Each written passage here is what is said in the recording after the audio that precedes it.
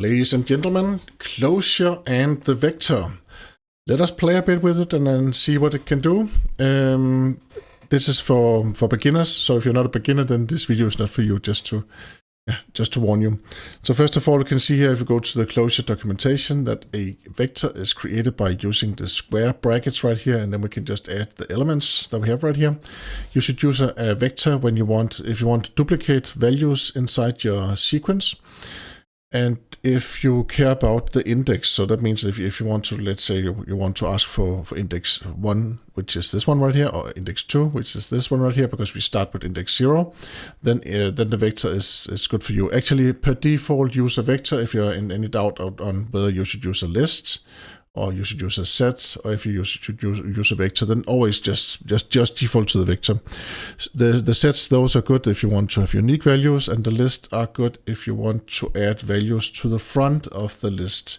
A vector is good if you want to add values to the end of the sequence. Yeah. So that was just a quick introduction here. But what is a syntax? How do we add values to a vector, and how can we get these values out again? Yes, thank you. That was a good question. I have prepared this code example right here. So here we have the code example. This is vector demo.clj, and of course I will push the code to my GitHub account. So first of all, of course, we have the namespace declaration in the top. If you are a Java developer, this is the same as the package that you will usually have.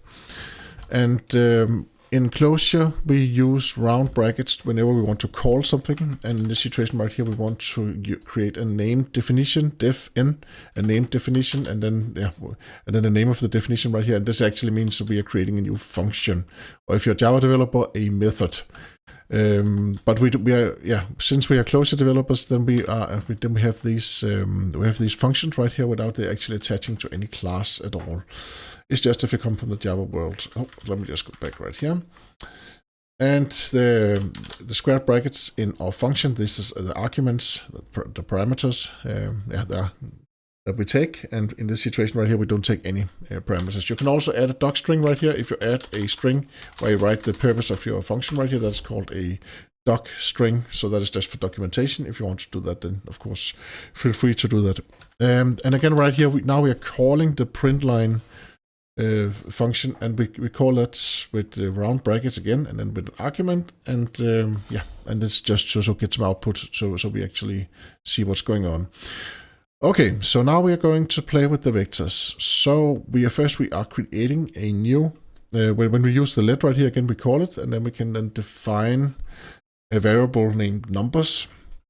So we're defining a variable named numbers, and you can see we're not terminating the round brackets right here. That means that we can create more variables like this, and if you want to outcomment something, then you just use two semicolons like this, and you see this through this example right here.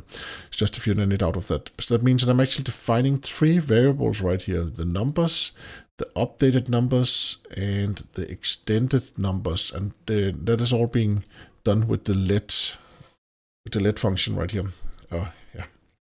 With the let call, and we have the numbers right here, and here we have a vector because we use square brackets, so that means that then it's a vector. In this vector right here, we have 10, 20, and 30. Those 3 numbers right here. And if we want to create a new vector where we changed index 1, then we can use assoc.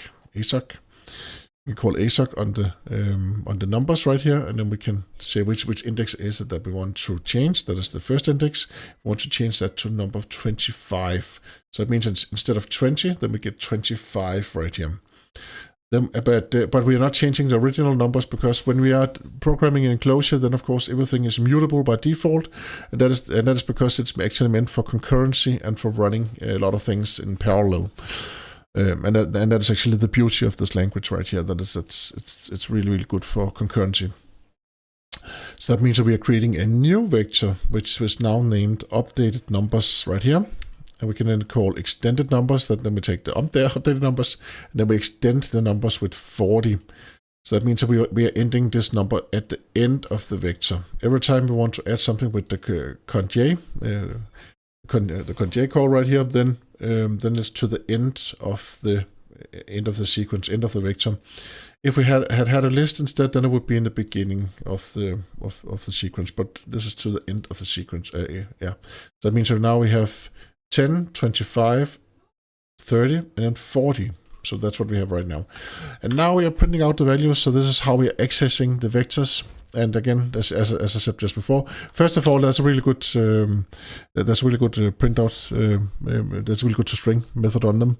So it looks really good when you print them out. So you can just say print line and then the original vector, and then print out the vector and the updated vector and the extended numbers.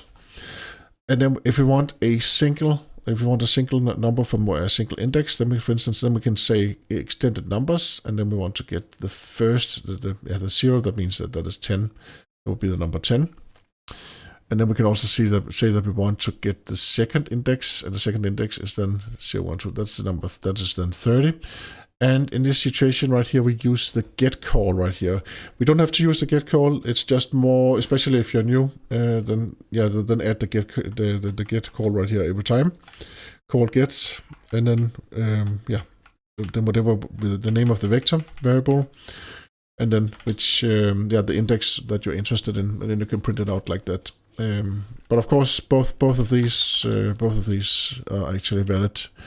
This is valid syntax that we have right here. Then we can iterate through them, and then we use do sec to do that. Do sequence right here. Do sequence right here. So we say do sequence, and then this is the name of the vector, and this is the name of the other vector that we have right here. So we can actually go through two vectors like this, and then we say vector value, and then we get all of the values out. I'll just show how that works in just a minute right here. So then we're iterating through the indexes. That means that if we really need those indexes, then we can call do sequence, and then we can call, and then we can say, then we can get the index, and then we can get this is the number right here, and then we have map indexed. And that's how we get the vector, the index. So we say, we can iterate through them with a map index call right here, and then we say that it is the vector. It is vector, yeah, and then we say extended numbers that we have right here, and then we can print out the index right here. So that means that we are getting the index, and it has value number, and so that is the each number that we're going through, and we also have the index. So we both have index, and we also get number with the map indexed call right here. So, and then we have the main method in the bottom, the main function. This is where we are creating, and again, we're creating a named definition of main right here. And the reason why I do that is because then I can just press play in IntelliJ, just because I'm lazy. Then it's really fast to actually run it. So Mike, why don't we just run it? You can see what we are running right here is demo vector, and that is the function that we just defined up here, the name definition right here. Let us try to run the code, and let us actually see what's going on. Run, Control Shift F10, and then we got a lot of output right here. Okay, so vector demo, the original values, updated values, and then first we have 10, 20, and 30. Then we have the updated one. That's where we changed 20 to 25. Then we have the extended. That is where we took the updated vector, and then we added 40 in the end with the conj call. Then we have where we are taking two indexes. We're taking the first index, that was 10, and I think it was from the extended vector. Then we took the second index, and that is 30 right here. Of course, it did not matter which vector we took those indexes from, because they're actually the same right there. Then we iterate through the vector values. So here we have 10, 25, 30, and 40. And I actually, let me just go back right here, iterating through the vector values. Let me just check right here. Iterating through, so the number right here, I think I said something wrong just before. It's the do sec right here. That means that we will define each value in the sequence will be set to number. So that means we can get it and print it out like this. That means that in this situation, we're only going through the extended numbers. I think I said something that we're going through multiple vectors right here. We're not doing that. If I want to go through another vector, of course, I can also do that. So if I want to go through the maybe just the original, the numbers right here, then I can also do that. And then this is the numbers. And then we can just run again.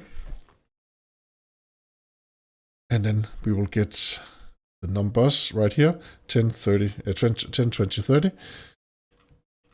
And yeah, so that's how that works. And then we have where we get both the index and also the value.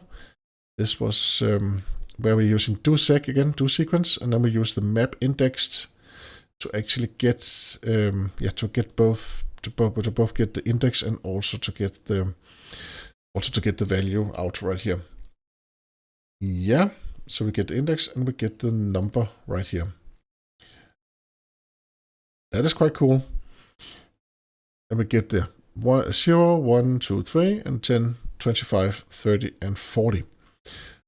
Okay, but that looks quite cool, Mike. But can we see what is actually being run there? Because it's you just press play there in IntelliJ. If you haven't seen my video on how to get up and running in IntelliJ, then just watch that. But you have to have a plugin installed, and because then you don't have to do all this heavy lifting right here. I'm using Lenin, so that means that when I'm running this, it's done with or leaning.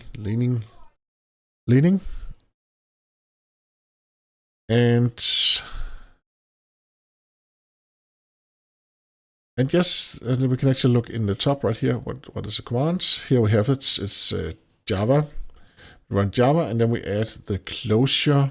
We add the Clojure jar somewhere. The Clojure jar. So that is actually what we get when you're running your Clojure code. What you actually do is you're calling the Clojure jar, and then you're adding all of your CLJ files. Those are being compiled into class files into the memory, not to disk like with Java. Here it is. Let me just check right here. Clojure.main. So that's what we call. I would like to see the Clojure. Here it is. Here's the Clojure.jar. So that is actually what we call in there. We call the main. And actually, what is done, then we add the whole. Whole project to the class path. You can see here we are adding all of these right here, and then in memory, then they're being converted into class files, into bytecode, and then they're being handled there. So that is how it works. And of course, it takes a little bit of time to both start the Clojure and also start the JVM. That's why you can actually use something called the Babaska, where you have the Graal VM, which is much faster. And you can also use the REPL, the read, eval, print, loop, where the JVM is actually kept up, and you can just write your code right there, and you actually have it. I think I have it right here. I have it there, Clojure REPL, and that you get that from from the plugin. And I will just show the plugin if you didn't have time to watch my other video right here. So if I write Clojure right here, Clojure, then you need you should not take that one. It's not that one. It is the C. Where is it? C. Cursive right here. So Cursive, that is the best one right here. And you can get a free license if you're just doing stuff for fun, and if you're doing something for something commercial that you're making money off, then of course you need to have a paid license instead. But you just press install, and then it's there. Unfortunately, per default, you will get one of the other. Plugins. Get one of the other plugins suggested whenever you create your first CLJ file, and it's not good because you cannot install both, then it will actually fail. So if you install this one, then it will actually fail. So if you already have this installed, the Clojure kit, uninstall and then install Cursive instead. At least that's how I like my setup. Of course, it depends on how you like your setup. You can also use a Clojure kit, of course, if you want to. And yes, I am using Lenin. And that means that I have a project.clj file right here, which determines which my dependencies. Right now it's just Clojure, and this is the main right here. Here it's in a Clojure core, Clojure demo, and then the core, which is up here. But that's a whole other story. This was about vectors, and I think I think we went through all of it. If you're in any doubt on which one to use a vector, and you could always go and you use a set or a list instead later on if you regret that choice. But that is a default choice, and it's quite good. Thank you very much for all of your comments, and thank you very much for watching this video. But most of all, thank you very much for being you. Hope to see you again soon. Bye-bye.